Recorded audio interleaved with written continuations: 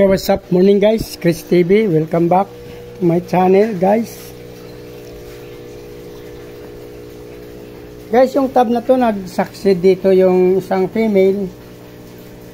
So ano na sabi, binalik na natin siya sa kanyang breeding tab. Pero yung mga male na galing dito sa ating isang tab, nilipat natin sa kabilang tab. Kasi yung female dito hindi pa rin nag-breed guys, ayun oh.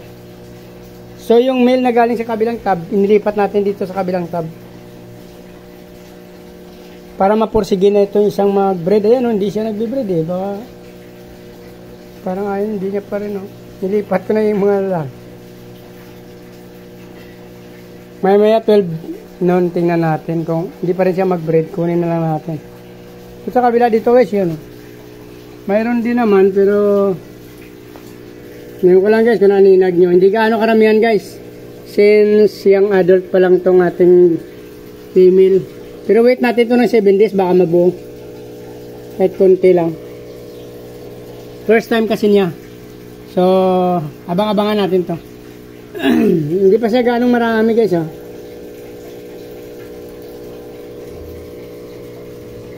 Pero meron ako nakikita diyan guys. Yan, oh. Meron tayo nakikita dyan na mukhang nag-drop naman siya. Kasi maliit na rin yung bili niya guys.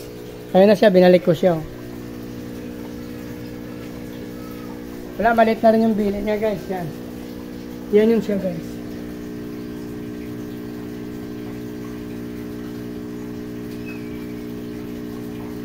Yan yung kinuha natin dito sa tab guys. Yan yung female. Yung isang male, binalik na natin dun. Yung isa nilagay natin dito. Dinagdagan ko kasi sila ng mail kanina umaga. So napilitan mag-drop yung nandito. Yung nandito ayaw pa rin. Kaya nilipat ko yung mga mail na galing sa kabilang tab. Abangan pa rin natin to guys. Hanggang 12 noon. Kung di pa rin siya talaga mag-drop, fail tayo dyan.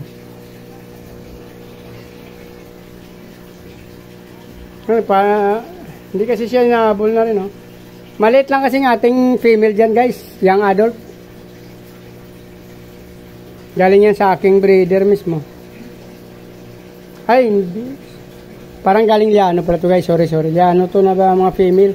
Kasi yung mga male, female na galing sa akin. Yung mga adult ko na female, namamatay na lahat.